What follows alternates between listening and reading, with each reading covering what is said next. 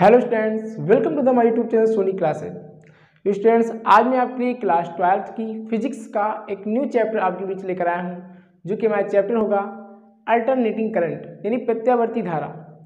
आज से मैं आपको प्रत्यावर्ती धारा के टॉपिक को कवर कराऊंगा और आज हमारा इस चैप्टर का ये पहला वीडियो होगा। इस वीडियो में मैं आपको इस चैप्टर को लेकर बेसिक कॉन्सेप्ट क्लियर करूँगा।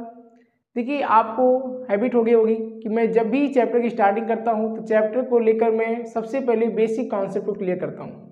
तो आज का जो हमारा क्लास होगा वो इस चैप्टर का बेसिक होगा, जिसको आप ध्यान से समझिएगा। बाकी उसके बाद वाली वीडियो में मैं चैप्टर वाइज सभी चीज़ें आपको, जितने भी टॉपिक्स होंगे सभी चीज़ को आपको मैं सीरियल वाइज आपको कंप्लीट कराऊंगा, ठीक है ना। तो आज हम प्रत्यावर्ती धारा को स्टार्ट कर रहे हैं और ये चैप्टर एक ऐसा चैप्टर है जो कि बोर्ड पेपर की दृष्टि से बहुत ही ज़्यादा इंपॉर्टेंट है। नहीं, ऐसा कोई बोर्ड एग्जाम ही नहीं जहाँ से इस चैप्टर से कोई क्वेश्चन ना बने। इतना इम्पॉर्टेंट चैप्टर है कि एक ना एक क्वेश्चन आता जरूर है। इसलिए इस चैप्टर को आप बहुत अच्छे से कंप्लीट करें, जिससे आपको इस चैप्टर से कोई भी ऐसा क्वेश्चन ना हो जो आपको ना आए, ठीक है ना। आप सभी चीज़ को अच्छे से कवर कर पाएंगे। तो स्टार्ट करते हैं। हमारा चैप्टर होगा प्रत्यावर्ती धारा। चलिए देखिए, प्रत्यावर्ती धारा क्या होता है, इस पर भी हम बातें करेंगे। सबसे पहले हम इनकी बेसिक बातों को समझते हैं। चैप्टर हमारा प्रत्यावर्ती धारा।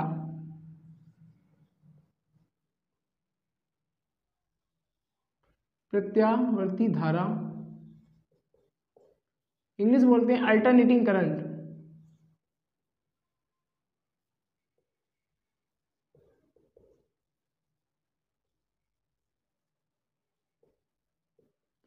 अल्टरनेटिंग करंट, ये हमारा चैप्टर होगा। अब मैं आपको इस चैप्टर में सबसे पहले बेसिक बातों पर चर्चा करूं तो देखिए, जो प्रत्यावर्ती धारा होती है वो किन किन चीज़ों पर लागू होती है, इसका क्या क्या नियम होता है, इन सभी बातों को हम समझेंगे। इसके संकेत क्या होते हैं और इसमें धारा प्रवाहित करने की दिशा क्या होती है, इन सभी बातों को इस वीडियो में मैं आपको कंप्लीट कराऊंगा। तो चलिए स्टार्ट करते हैं। देखिए, चैप्टर हमारा है प्रत्यावर्ती धारा, लेकिन मैं इस वीडियो में आपको, जो हमारा पहला लेक्चर है, इसमें हम प्रत्यावर्ती धारा और दिश धारा यानी alternating current and direct current दोनों को एक साथ लेकर मैं आपको समझाऊंगा, जिससे आपको ये कॉन्सेप्ट क्लियर हो पाएगा कि आखिर प्रत्यावर्ती धारा में क्या क्या चीज़ें होती हैं और दिश धारा में क्या क्या चीज़ें होती हैं। दोनों को हम एक साथ पढ़ेंगे, जिससे आपको तुलनात्मक अध्ययन करने से आपको कॉन्सेप्ट भी क्लियर होगा और दोनों चीज़ें आपको अच्छे से क्लियर हो जाएगी, ठीक है ना। चलिए स्टार्ट करते हैं। प्रत्यावर्ती धारा और दिश धारा में अंतर। ये हमारा हो जाएगा एसी यानी अल्टरनेटिंग करंट पहला, और दूसरा हमारा हो जाएगा डीसी यानी डायरेक्ट करंट। इसको हिंदी में बोलते हैं प्रत्यावर्ती धारा, यहाँ पे लिखा हुआ है, और यहाँ पे इसको बोलेंगे दिष्ट धारा। दिष्ट धारा, और ये हमारा प्रत्यावर्ती धारा है।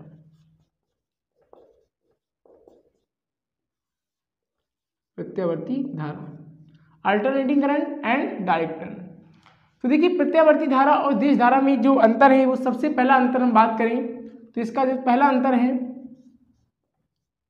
वो ये है कि जो प्रत्यावर्ती धारा होती है उसमें धारा जो प्रवाहित होती है वो किस तरह होती है। देखिए, हमारे पास ये ऊपर प्लस है, नीचे क्या है, माइनस है, और यहाँ पे बिंदु है O। अब यहाँ पे धारा जो चलने की दिशा होती है वो एक बार धन से, एक बार ऋण में, एक बार ऋण से, एक बार धन में, ऐसे चलती है। यानी एक बार प्लस, एक बार माइनस, एक बार प्लस, एक बार माइनस, ऐसे होता है इसमें। और जबकि दिश धारा में क्या होता है कि इसमें धारा या तो प्लस से प्लस की ओर प्रवाहित होगी या तो माइनस से माइनस की ओर। इस प्रकार से, इस प्रकार से या तो प्लस से प्लस की ओर चलेगी या तो माइनस से माइनस की ओर। इस प्रकार के दिश धारा होता है। देखिए, प्रत्यावर्ती धारा क्या होती है, दिश धारा क्या होती है, पहले हम थोड़ा जान लेते हैं कि प्रत्यावर्ती धारा, जैसे टीवी, फ्रिज, कूलर, हमारे घर में जैसे बहुत से उपकरण होते हैं जो लाइट से चलते हैं, वे सभी प्रत्यावर्ती धारा पर बेस होते हैं। जैसे फ्रिज, कूलर, एसी, पंखा, जितने भी उपकरण हैं ये सभी प्रत्यावर्ती धारा पर बेस हैं। और दिश धारा क्या होती है, जैसे रिमोट या बच्चों के खिलौने या रेडियो, ये जैसे उपकरण होते हैं ये दिश धारा पर बेस होते हैं। जिसमें सेल पड़ता है वो दिश धारा पर होते हैं, और जो लाइट कनेक्शन होता है वो सभी प्रत्यावर्ती धारा पर होते हैं, ठीक। इस बात को आपको ध्यान रखना है। अब इसका दूसरा पॉइंट हम समझें। इसका दूसरा पॉइंट, इसका संकेत। यानी प्रत्यावर्ती धारा को हम किस प्रकार से संकेतित करेंगे, तो देखिए इस प्रकार से, और इसमें इस प्रकार की डिजाइन बनानी है ऐसे। जैसे यहाँ पे देखिए धारा प्रवाहित होने की दिशा ऐसे थी, यहाँ से यहाँ तक एक पूर्ण चक्र हुआ, तो यहाँ से यहाँ तक डिजाइन बनी है, उसी डिजाइन का यहाँ पे प्रयोग करके इसका संकेत बताया गया है, ठीक है ना। जबकि यहाँ पे इसका संकेत की बात करें तो इसका संकेत क्या है, एक बैटरी, एक लाइन बड़ी और एक लाइन छोटी, ये हमारा बड़ी लाइन प्लस, छोटी लाइन माइनस होती है। लेकिन यहाँ प्लस और माइनस नहीं होगा, क्योंकि ये प्लस माइनस रोटेट होती है, अल्टरनेट मीन्स बदलती रहती है। यानी प्रत्यावर्ती धारा को हम क्या बोलते हैं, अल्टरनेट। ये एक बार प्लस एक बार माइनस अल्टरनेट होती रहती है, बदलती रहती है। लेकिन ये प्लस प्लस या तो माइनस माइनस ही होगी, तो यहाँ पे चिन्ह यहाँ क्लियर है कि ये बड़ी प्लस मतलब बड़ी लाइन प्लस, छोटी लाइन माइनस होती है, ठीक। ये इसका दूसरा पॉइंट। और तीसरे पॉइंट पर हम बात करें तो तीसरा पॉइंट क्या है, देखिए जो तार होता है, जैसे मैं एग्जाम्पल यहाँ पे एक तार बना लूँ, ये मेरे पास सपोज एक तार है, यहाँ पर जो तार है तो इस तार में जो मुक्त इलेक्ट्रॉन प्रवाहित होते हैं वो इस तार की, जिन चालक तार की सतह से होकर जाते हैं, ऊपरी भाग से इसकी सतह से होकर जाते हैं। यानी जबकि दिश धारा में क्या होता है, यहाँ पे जो इलेक्ट्रॉन होते हैं मुक्त इलेक्ट्रॉन वो चालक तार के अंदर से जाते हैं। ये सभी पॉइंट एकदम पॉइंट टू पॉइंट में आपको समझा रहा हूँ, ध्यान देना। यहाँ पे जो इलेक्ट्रॉन प्रवाहित होते हैं मुक्त इलेक्ट्रॉन ये अंदर से, इसके अंदर से प्रवाहित होते हैं, जबकि प्रत्यावर्ती धारा में क्या है, उसकी सतह से इलेक्ट्रॉन यानी मुक्त इलेक्ट्रॉन प्रवाहित होते हैं, ठीक है ना। ये इसका तीसरा पॉइंट है।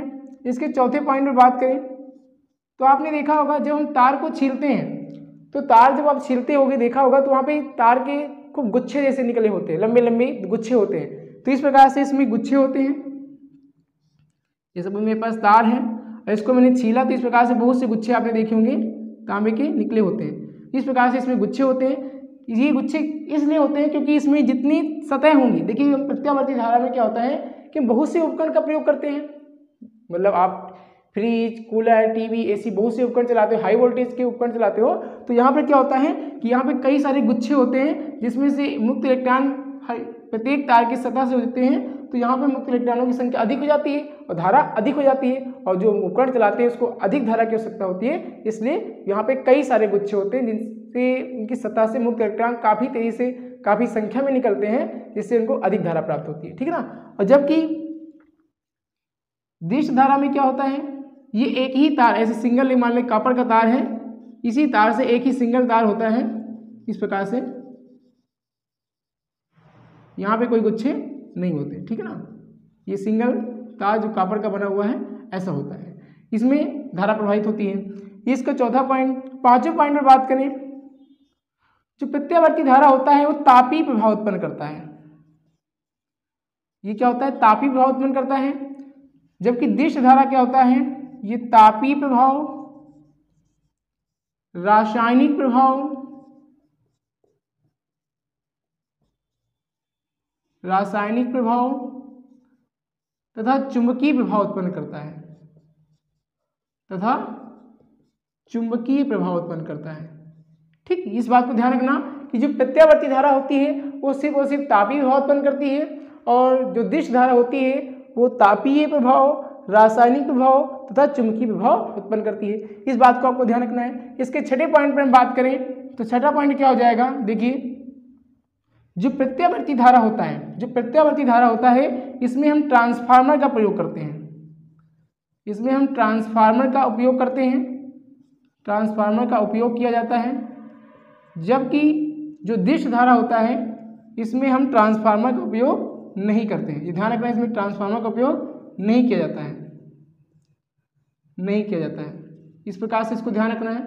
और इसके सातवें पॉइंट पर हम बात करें तो इसका सातवां पॉइंट क्या, देखिए यहाँ पर हम लिख दे रहे हैं कि जो सातवां पॉइंट है हमारा, ये जो प्रत्यावर्ती धारा होता है वो दिश धारा से अधिक खतरनाक होता है। मतलब प्रत्यावर्ती धारा दिश धारा की अपेक्षा में क्या होता है, अधिक खतरनाक होता है, अधिक खतरनाक होता है, अधिक खतरनाक होता है। जबकि जो दिश धारा होता है वो प्रत्यावर्ती धारा की तुलना में कम खतरनाक होता है। ये क्या होता है, कम खतरनाक होता है। किसकी तुलना में, प्रत्यावर्ती धारा की तुलना में कम खतरनाक होता है। इस बात को आपको ध्यान रखना है, ठीक है ना। तो इस प्रकार से मैंने प्रत्यावर्ती धारा और दिश धारा में कुछ अंतर बताए हैं, जिसको आपको एक एक पॉइंट को अच्छे से कवर करना है। मैंने देखिए आपको तुलनात्मक अध्ययन इसलिए कराया जिससे आप ये समझ सकें कि प्रत्यावर्ती धारा क्या होती है और दिश धारा क्या होती है। ये मेरा जो चैप्टर है वो तो प्रत्यावर्ती धारा है, लेकिन मैंने एक साथ दोनों को इसलिए समझाया कि आप दोनों को अच्छे से समझें, और आगे चलकर हम दिश धारा भी पढ़ेंगे तो आपको वहाँ पे कोई प्रॉब्लम नहीं होगी। दोनों में तुलना करके पढ़ा जाता है तो ये कॉन्सेप्ट क्लियर हो जाता है, ठीक है ना। तो मैंने इस वीडियो में आपको प्रत्यावर्ती धारा और दिश धारा से रिलेटेड जो भी पॉइंट थे उन कुछ बिंदुओं पर मैंने चर्चा की। इसको आप ध्यान से तैयार करें और इसके बाद नेक्स्ट वीडियो में चैप्टर के आगे के टॉपिक को कवर करेंगे। अब सीरियल वाइज सभी चीज़ें आपको कंप्लीट कराएंगे। ये हमारा एक लेक्चर जो कॉन्सेप्ट पर बेस्ड था, एक प्रकार से बेसिक क्लास थी, इसलिए मैंने आपको इसमें कुछ पॉइंट बताए, इसको अच्छे से कंप्लीट कीजिए, ठीक है ना। चलिए फिर मिलेंगे आपको इसी चैप्टर के नेक्स्ट पॉइंट से। अगर वीडियो पसंद आई हो तो वीडियो को लाइक करें और चैनल पर नए हो चैनल को सब्सक्राइब जरूर करें और कमेंट में अपनी राय जरूर लिखें। Thank you.